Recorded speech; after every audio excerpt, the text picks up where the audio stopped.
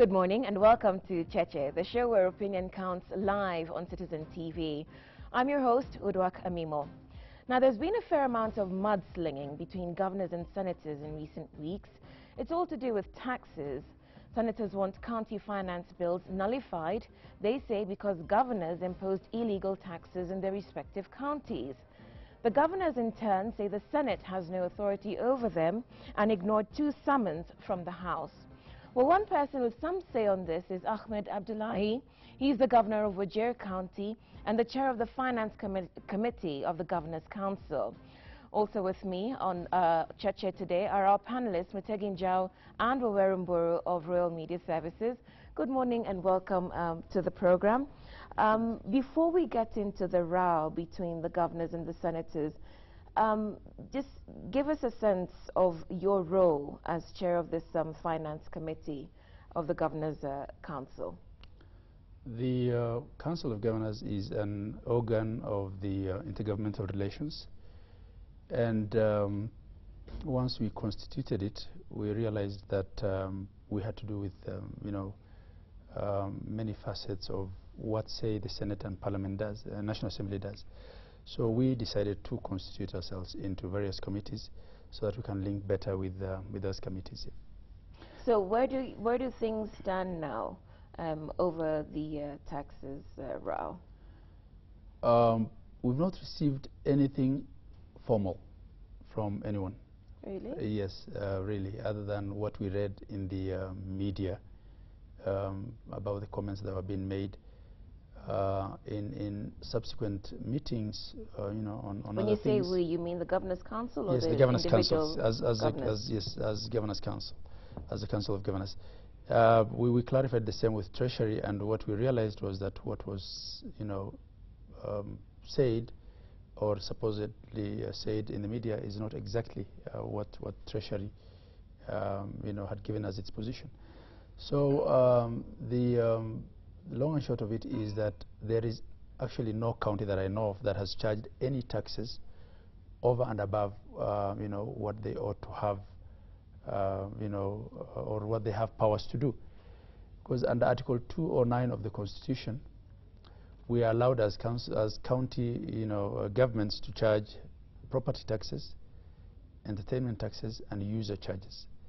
What has been raising some uproar is the user charges that some of the counties actually raised. But they're not really taxes in the strict meaning of taxation, really. And my position, and largely the position of the Council of Governors, is that the reasonableness of a particular levy can be questioned. But there's a process in law, because these things went through okay, let me stop you there, because of course you're an accountant, yeah. And no one here is an accountant, yeah. The same disparity will be found within our viewers. What is the difference between a tax and a levy? Right, levies, to my understanding, are the service charge or the user charges that were being charged even for by using services. For the services that the county governments offer. And these are by and large the same that used to be charged by the defunct local authorities, which were the first, to be transferred to us under the new arrangement. So you say that you're not aware of any county going beyond its constitutional mandate in providing taxes. Yeah. If I take you to Busia, where we're told that 10,000 shillings is expected for a funeral service, a crusade will cost 20,000 shillings, a wedding fee will cost a wedding fee of 30,000 shillings is to be levied, 5,000 shillings for every church meeting, and 200 shillings per family to view a body at a mortuary per day. Where do those fit in the whole scheme of property and entertainment taxes?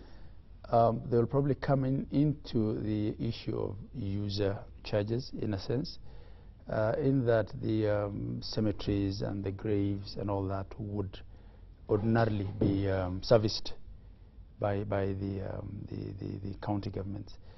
The bit of the wedding, I'm hearing that for the first time, but It depends on also what services they are doing at the grounds. Still in Busia, 50 shillings for each chicken and duck reared, and 1,000 shillings per dog kept at home per year. The whole question of livestock in towns is a challenge, as you reckon. Even in Nairobi, for instance, you but Busia is not a town; it's a county. But Busia town probably. And again, I may not speak to the specifics of a specific charge by a specific county, but generally it's got to do with user charges.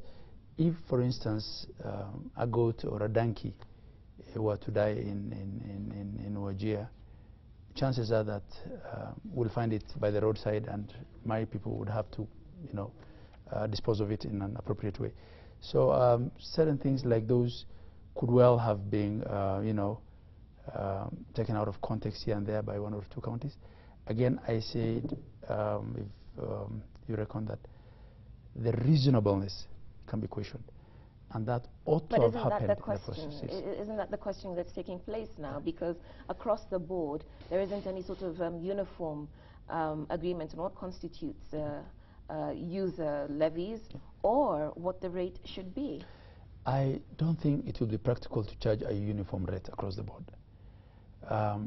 Very basic example, outdoor advertising, which was something that local authorities used to charge levies on. What I would get for a billboard at a very strategic location in Wajir town will not be the same as Evans Kidero will get in Nairobi. So I think it's got to do with the the economy of the county per se. So whether we can copy and paste, I don't think we can. But I believe everyone can still be reasonable even within their context and situation. What about involvement of the people, considering the demonstrations Thika and Mombasa? And Kiambu. That's the Kiambu. What do you say, the taxes, the governor just, or the assembly just imposes without consulting the people? That's what you read in the media, but it's not the case. Why are demonstrations are then? The demonstration can happen for all sort of reasons. It can also be politically instigated, When you get to your office and you find people brought poultry and cows and all that, chances are that someone somewhere, also might have had a hand in it. This is politics. But the long and short of it is that there is a process in law that we must follow. And that is public participation at the initial stage, even before we take it to the assembly. Would you accept that those processes were not followed, given the outcry we've seen? Yeah. Those processes, in my view, and based on the, consultations that I made before I came to this show, because I knew of mine, I inquired into a couple of others, whether they went through the process of public participation, and all of them did. Question is, well, they say they did. Yes, all of them say they did. Question is, even before you go to the question, this thing of passing the buck, say politics, say media, say that we don't understand the treasury, governors, and we see them on a day-to-day basis, are behaving like small gods. They are actually behaving, they are actually a nuisance to the public than the presidency, because you find them.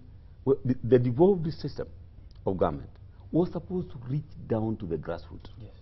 But you see governors driving in towns full of potholes with sirens on because they are governors. Even as we are saying that people are protesting, we must look at from the top how Kenyans are being taxed. Then what services are being offered? Because you want people to pay tax, but what services are you offering? I think you've mixed one too many issues. If I start with a bit of, the impression that governors are behaving like gods, this has to do with the fact that I think it's for the first time that we're seeing governors. So it's not, there are two ways of looking at it.